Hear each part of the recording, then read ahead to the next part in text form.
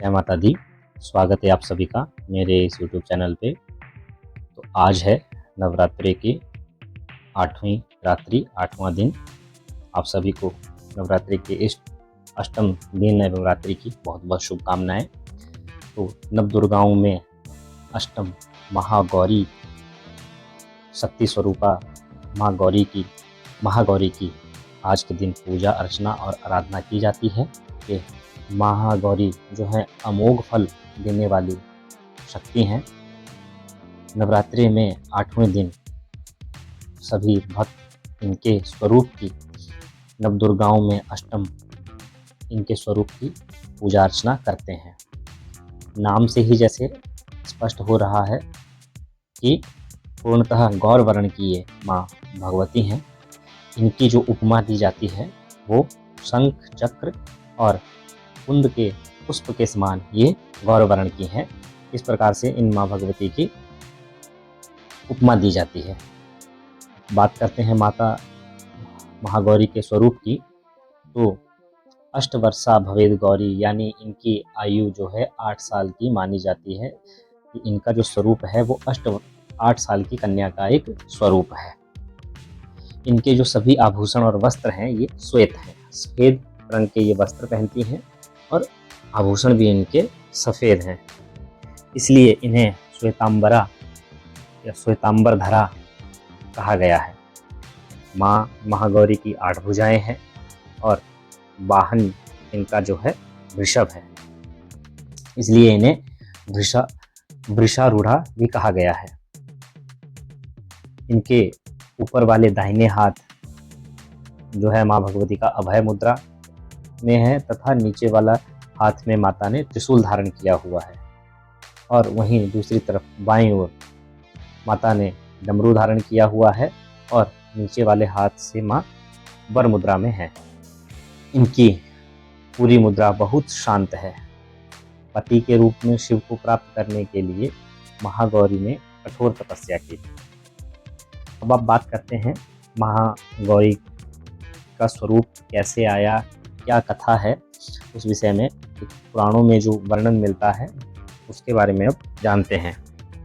कथा कुछ इस प्रकार से आती है कि भगवान शिव, जैसे पूर्व नवरात्रि की कथा में हमने जाना ही कि माता सती जो भगवान शिव की पूर्व पत्नी थी, उन्होंने अपने शरीर का त्याग कैसे किया और फिर उसके बाद पर्वतराज के यहाँ माता ने पुनः जन्म लिया पार्वती के रूप में, जिन्होंने कठोर तपस्या की। और कठोर तपस्या किस लिए की कि ताकि वे भगवान शिव को पति रूप में पा सके।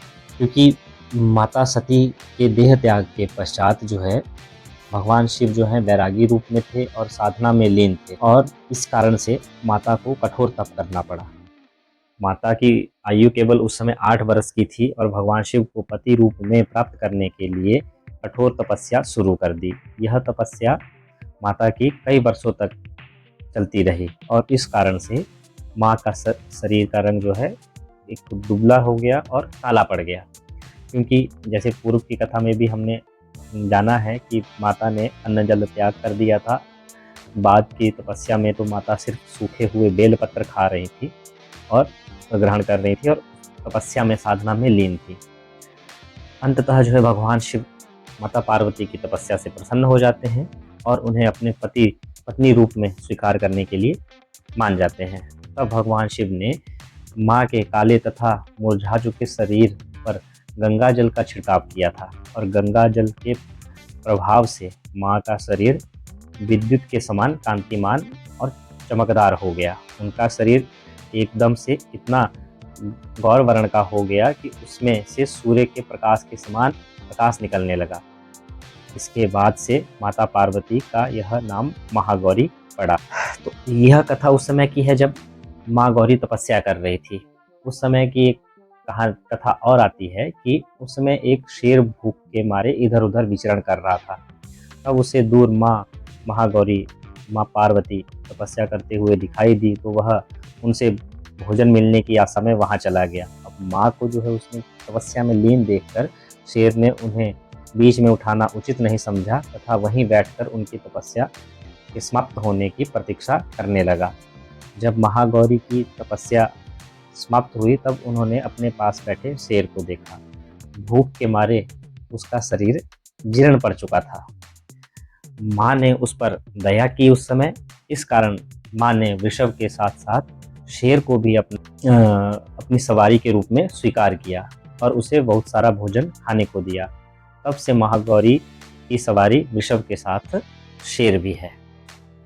तो माँ भगवती महागौरी हम सभी के जीवन में सुख शांति और समृद्धि प्रदान करे, हमें सतमार्ग पे चलाए और साधना के मार्ग पे हमें आशीर्वाद प्रदान करें।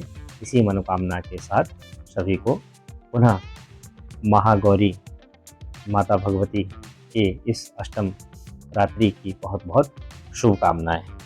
जय माता दी।